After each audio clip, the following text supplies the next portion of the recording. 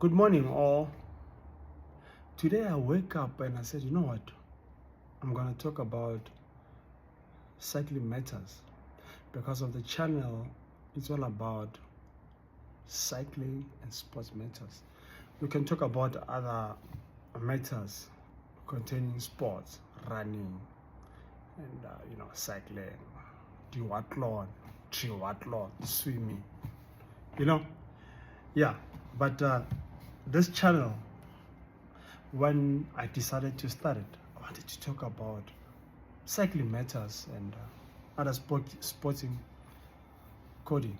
So it worries me that on a daily basis, there's people or cyclists that goes out, runners that goes out for a cycling activity, and they won't go back to their homes with their bikes. Yeah, it's true. It worries me big time. So I'm sitting here recording this in my car. I'm like, you know what? Before I leave this car, let's talk about this thing of bike jacking. Bike jacking has to do with the value of the bike, and it's the bike doesn't have a tracker. It's quick to sell. Once you take 100,000 rand bike and you sell it to someone else for 10,000 rand, it's quick money because of number one, doesn't have a tracker. There's a lot of things, but it's not like stealing a car. A car, you need to look for a lot of things. Look for tracker, da da da. But a bike, it's a quick thing. That is why on a daily basis, you've got a problem where there is bikes that are being stolen.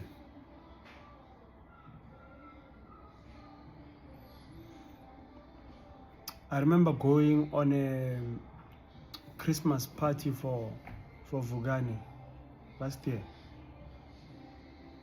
I had my bike on my roof rack, and these guys decided, you know what, today we need your bike.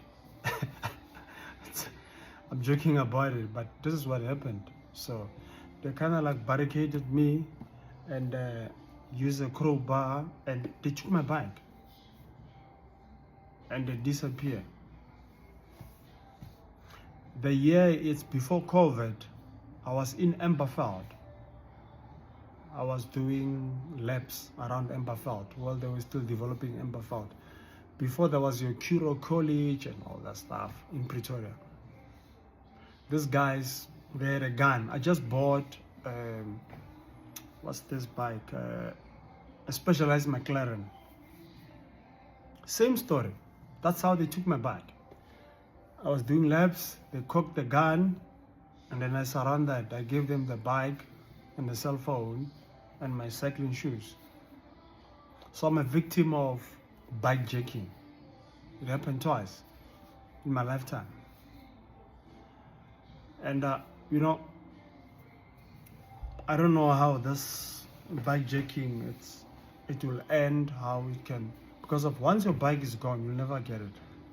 Because of these guys, they know the formula. It's either the guys that are buying the bikes, they strip them for parts, they take your frame, they respray it. Because we know there's a lot of guys who are respraying bikes now. And then they won't ask you questions. Why are you respraying your bike? They won't ask you that. They'll just take your bike and then they'll take it for a respray. So my Specialized McLaren, that's how it disappeared. My Pinarello, that's how it disappeared. So what I'm saying is, this crime, it won't end now.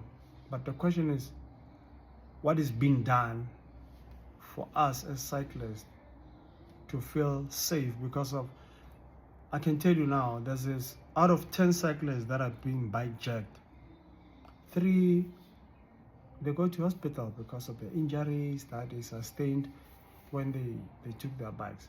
And then only few of us who can cooperate with these guys. And then cooperating with these guys, it depends on the day. whether you're feeling good, so that you can cooperate to say, hey, here's a bike, there's this, and then, you know, meet their demands, what they need on the day, on that day. But as cyclists, we are suffering the same fate as runners. Runners, they'll go for a run and this guy will come with a gun, take their shoes, take their cell phones, take their earpiece, you know, and they'll clean them out, and it's a reality. Oh, by the way, good luck to all the runners who went for Comrades Marathon. Kusasa, you'll know, or you'll reap what you saw. Sazi ukuthi isilungu leso, but your training effort tomorrow will determine your sub 8, your sub 9, your sub 10. Yeah, da-da-da. But this bike jacking, just to go back, I'm watching it from an angle, and I'm asking myself questions. What can be done?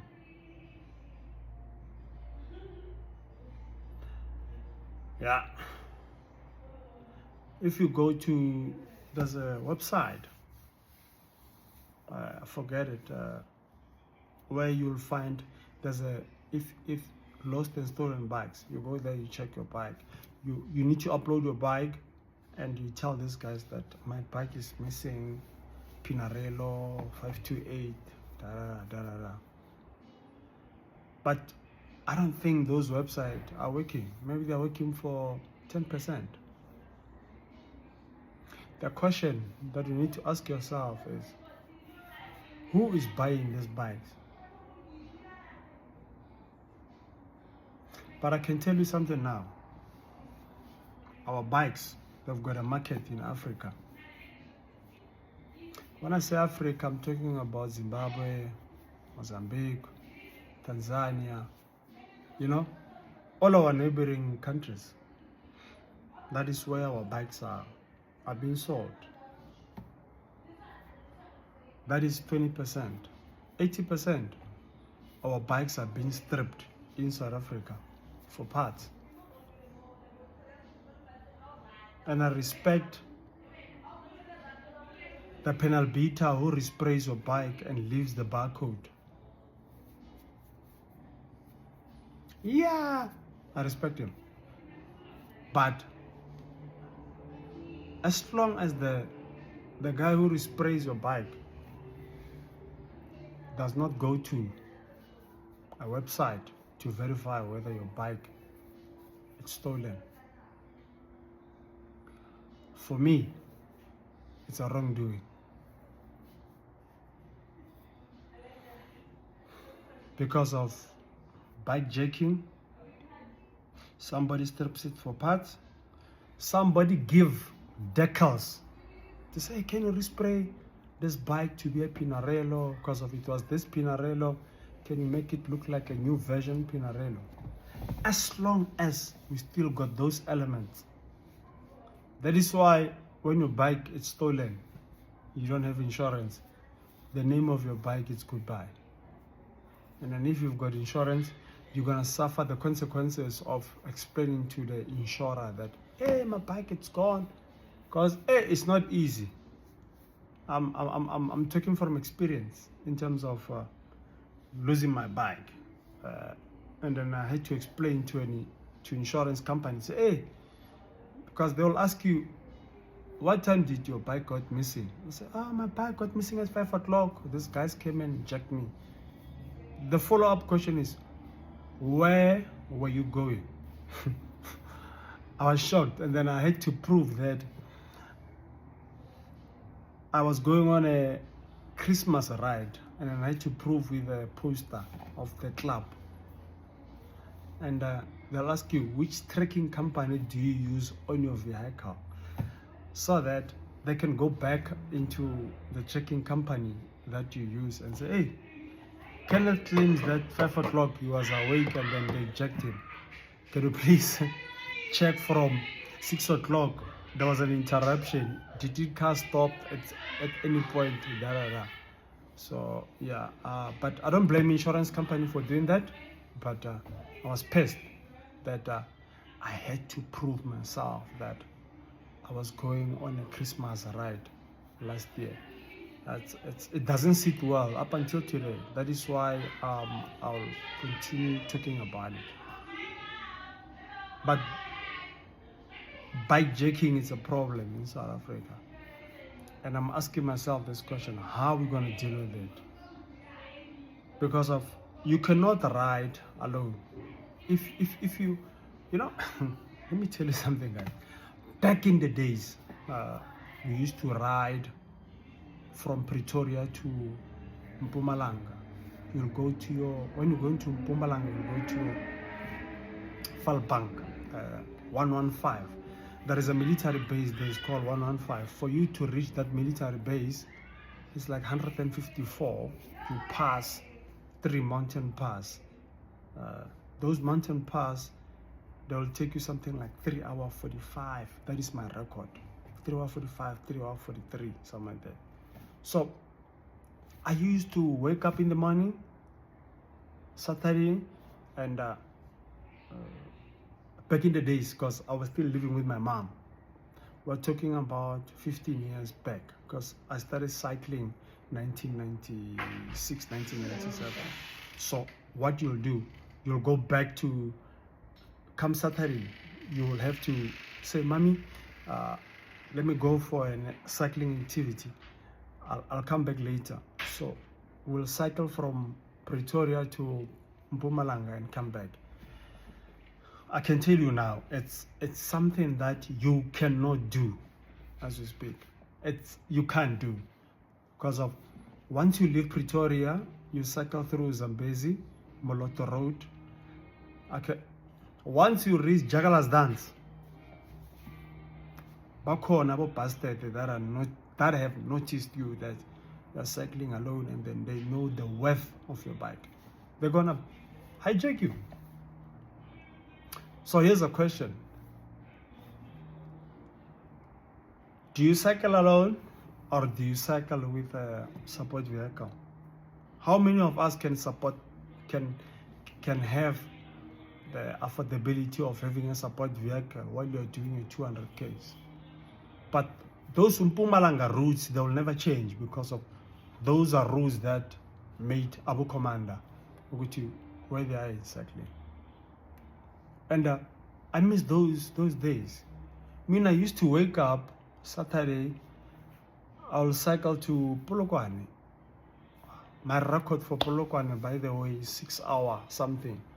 Because of what we used to do. Remember, back in the days, trucks, they were not fast. So you'll sit behind the truck, and this truck that is going to Polokwane, carrying this heavy load, it will do 55 kilometers per hour. You'll just have to sit, at the back of this truck. But what I'm trying to say here is, I miss those days where I'll wake up, cycle to Polokwane alone, cycle to Mpumalanga alone. From my house to Hartbeespoort, cycle through Hegburg alone. Those days are gone. You can't do that anymore. That space has disappeared. And then we need to sit down and ask yourself, what has changed?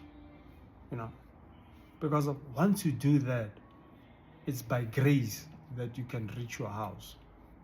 What I'm trying to say is, it's not like God does not see us that are cycling alone. What I'm saying is, He gave you a brain to say, can I think for yourself? At this present moment, based on people are not waking, people are desperate for success. You can't do that, and you need to think, because He gave you that brain to think for yourself. And once you start doing that, you'll realize that I cannot cycle to Hartebees anymore alone. It's painful when you see 4 cyclists supported by a car that is escorting them. It was not like that in 1996. Before, I think a lot of things changed after COVID. COVID was top class, but before COVID, it was worse. This bikejacking. This is Commander, Cycling and Sports Matters. We're talking about bikejacking, but it is so big that I decided to sit, inside this vehicle while I'm thinking about it and record this moment. Uguti, we've got a problem here. That is bikejacking. That 3 cyclists can cycle over 150 Ks without experiencing rapport. And the funny part, these guys that are doing bikejacking, I need to tell you about this. They don't come with donkey bear. They come with weapons. Like we're talking about your 9mm. The last group that was hijacked on R55 while they were descending after Swartkops, the guys that jacked them, because there were 5, they had an R5. If you don't know what is an R5, it's this big gun where officers carry, they're holding it like this. Say, hey, we need your bikes. Give us your bikes. Nog all, the very same guys that are bikejacking you when you're trying to negotiate with them, they can't speak your language. Either you speak English or you keep quiet. Don't forget, this is Commander, this is Cycling and Sports Matters.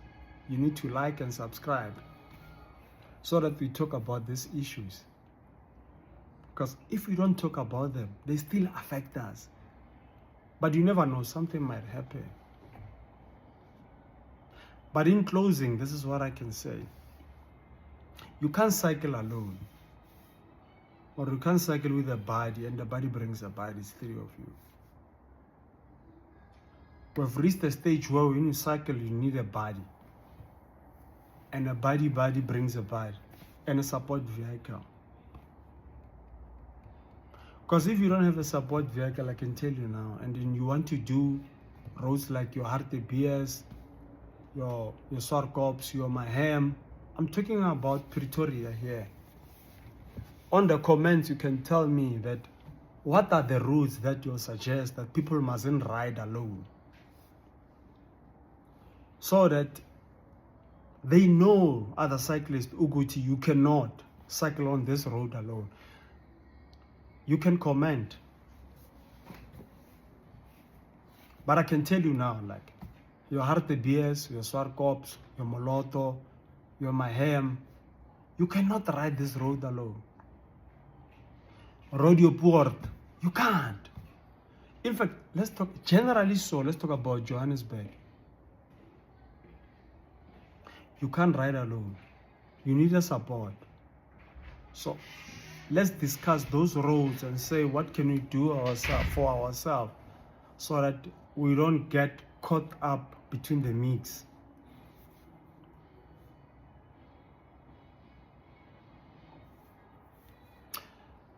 It is said for me now, aka Commander, that cycling was not like this in the 90s, 2000s.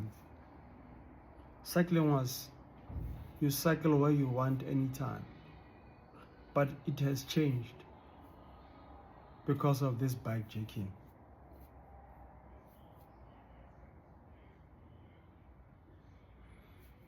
And there comes a time where we need to discuss these issues because of we have to about bikejacking.